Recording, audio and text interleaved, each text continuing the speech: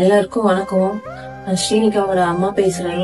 அவ உயிரை காப்பாத்துறதுக்காக தான் இந்த அளவுக்கு நீங்க எல்லாரும் சப்போர்ட் பண்றீங்கன்னு நினைக்கும் போது எங்களுக்கு ரொம்ப ஆறுதலாகவும் தைரியமாவும் இருக்கு. இப்ப என்ன பிரச்சனைக்காக பேசுறேன்னா, இப்போ எல்லாரும் எங்களுக்கு அமௌண்ட் கொடுத்து உதவி பண்றீங்க. ஆனா இப்போ ஜிபே எங்களுக்கு ரொம்ப பிரச்சனையா இருக்கு.